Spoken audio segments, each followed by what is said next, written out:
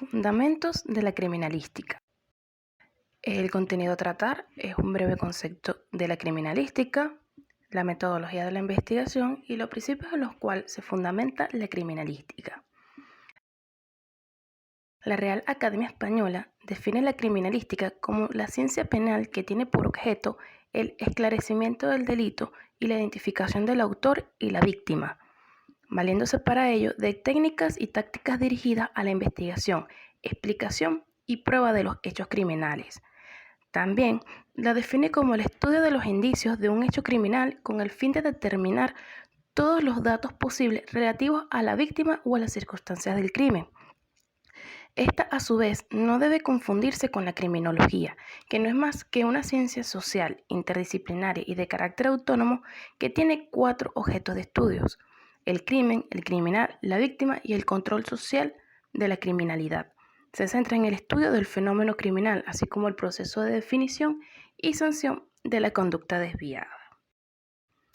Dentro de la criminalística existen explicaciones clásicas como la fotografía, planimetría, balística, química, dactiloscopia, mecánica, urbanismo y paisajismo, entre otras. Los estudios criminalísticos se apoyan en métodos y técnicas propias del trabajo de diferentes disciplinas, ciencias auxiliares y laboratorios periciales. Entre ellos tenemos antropología forense, balística forense, dactiloscopia, fotografía forense, genética forense, hematología, incendios y explosivos, informática y medicina forense. También se cuenta con odontología forense, peritaje caligráfico, química y toxicología forense. La antropología forense se encarga de la identificación de restos humanos esqueletizados para poder determinar el sexo, talla, edad, grupo étnico e incluso llegar a la reconstrucción facial de restos humanos. Se requiere de varias semanas de trabajo en el laboratorio antropológico. La balística forense son procedimientos y estudios necesarios de los cartuchos, balas y armas relacionadas con los homicidios, suicidios, accidentes y lesiones personales. Dactiloscopía: la gran mayoría de las impresiones dactilares pueden hallarse en el lugar del hecho. En otros casos, es necesario que los objetos que posiblemente tengan huellas latentes sean trasladados a los laboratorios para su reactivación. Fotografía forense: participación del fotógrafo para realizar la fijación fotográfica de la escena y todo lo relacionado con la misma, para llevar a cabo el revelado del material con el que serán ilustrados los dictámenes. Genética forense: estudio del material biológico como la saliva, semen, sangre, pelo y otros tejidos permiten tipificar el ADN, método identificatorio moderno y que por su gran precisión se ha denominado huella genética. Hematología: en esta especialidad la aplicación de la química es fundamental si una mancha que se halló en el lugar del hecho es sangre y si ésta pertenece a un animal o es humana. En caso de tratarse de sangre humana, se determinan los grupos, los subgrupos y el factor RH. Incendios y explosivos: estudio de los residuos que dejan los incendios y las explosiones. Pueden utilizarse la cromatografía de capa firina, la cromatografía de gas líquido y la cromatografía líquida de alto rendimiento, pudiéndose determinar el tipo de sustancia que se utilizó.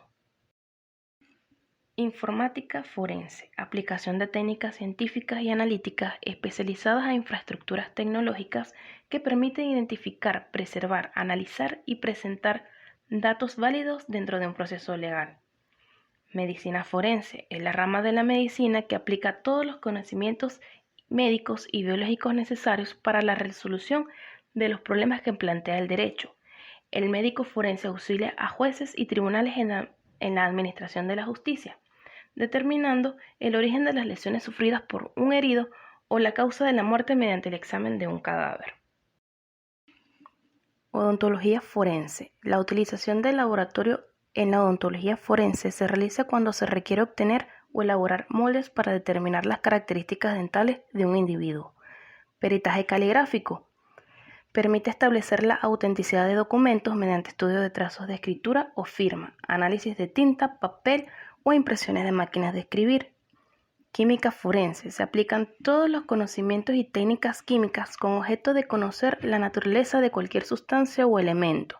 Su participación en la investigación es multi e interdisciplinaria con otras ciencias forenses. Toxicología forense puede ser aplicada en sujetos vivos o muertos. En personas vivas se toman muestras de orina y de sangre. En la orina puede determinarse principalmente la presencia de medicamentos y drogas de adicción. En la sangre puede hallarse alcohol etílico. Cabe destacar que en la criminalística el método científico es de gran utilidad para comprobar o descubrir fenómenos y para establecer las conclusiones de un caso concreto.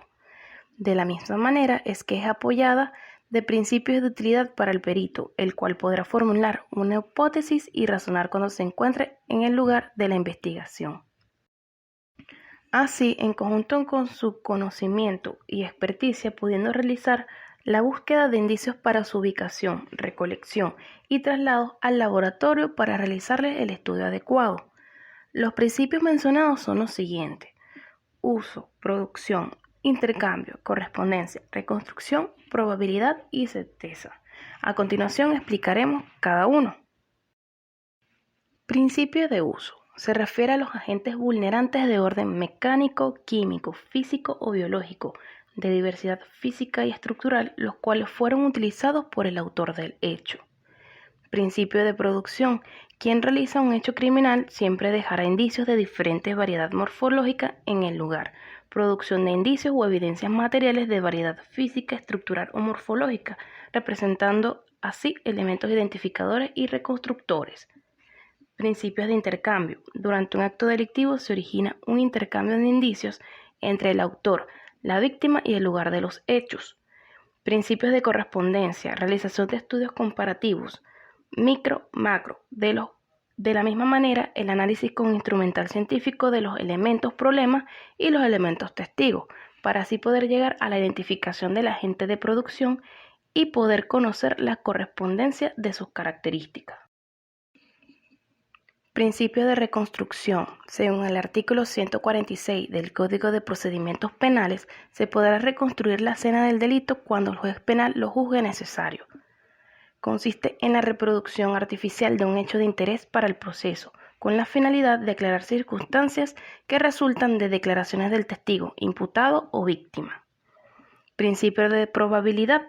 Posterior al resultado de los estudios y análisis de los indicios con operaciones materiales e intelectuales, serán proporcionadas las bases científicas y elementos de juicio para poder explicar y demostrar con un alto rango de probabilidad la veracidad de los hechos. Principio de certeza. La utilización de la metodología, tecnología y procedimientos adecuados darán la certeza de existencia y la procedencia de aquellos elementos que se produjeron en la comisión de hechos. La criminalística es considerada como un medio eficaz de represión y un arma para la prevención en la medida en que, permitiendo llegar al descubrimiento de la verdad y al juzgamiento de la verdad y del culpable, ella es un medio de disuasión general. Como conclusión, esclarecer los hechos presuntamente delictivos es el fin de la criminalística. Por lo mismo, es necesario recabar e investigar las pruebas o materiales del delito en la escena del crimen, para luego ser analizado en el laboratorio con conocimiento técnico-científico y poder descifrar las preguntas de qué sucedió, cómo sucedió, dónde sucedió, cuándo sucedió, cómo se realizó, por qué sucedió y quién lo realizó. Finalmente, la criminalística ha recopilado una serie de procedimientos y técnicas para las disciplinas que la constituyen científicamente, dándole riqueza intelectual para aplicarla en la práctica, primero en el sitio del suceso, con procedimientos indicados, y luego en el laboratorio, para obtener información del testigo mudo de la investigación.